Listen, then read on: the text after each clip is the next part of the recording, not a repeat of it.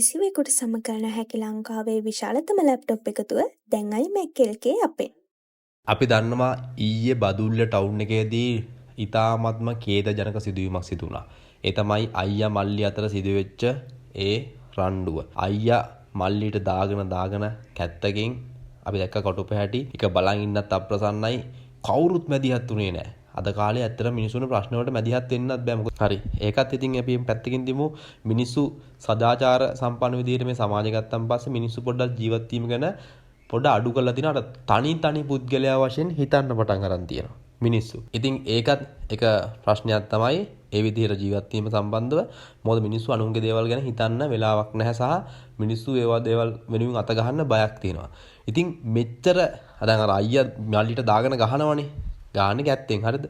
දාගෙන ගහද්දී නිර්භීතව කෙනෙක් ඒකට ඉදිරිපත් වෙලා පොලිස් නිලධාරියෙක් අපි දැක්කේ. පොලිස් නිලධාරියට ගොඩක් රෙස්පෙක්ට් කරන්න ඕනේ. පොලිස් නිලධාරියා අනිවාර්යෙන් රෙස්පෙක්ට් කරන්න ඕනේ පොලිස් නිලධාරියට. පොලිස් නිලධාරියට අමතරව පුද්ගලයෙක් ඉදිරිපත් වෙනවා. එයා තමයි බදුල්ල රෝහලේ ගිලන් රතර යදුරු වශයෙන් රැකියාව කරන යාපා රචික මහත්මයා. නිර්භීතව ඉදිරිපත් වෙලා අයියව අල්ලගත්තා. පොලිස් නිලධාරියෙක් එක්ක බය නැතුව වයසක අංකල්ලා දෙන්නේ තුන්දෙනෙක් ඉස්සරහට එනවා නිර්භීතකම ගන්න ඕනේ. තවත් ඉතින් ඒ වගේම මේ නිල් පාට ෂර්ට් එක නම් හිටපු කෙනාව අපි දන්නවා. එතන ගොඩක් කට්ටිය කතා බහට ලක් වුණා. එයා තමයි අල්ලගන්නේ අර හැත්තෙන් කොටද්දි. මොකද මේ වගේ මිනිස්සු ඇත්තටම ඉදිරිපත් වෙන්නේ නැහැ. අද ගොඩක් දේවල් මේ මිනිස්සුන්ට ඇත්තටම උපහාරයක් දෙන්න ඕනේ. හරිද? මොකද කිසි කෙනෙක් මේවට අත ගහන්නේ නැහැ. හරිද?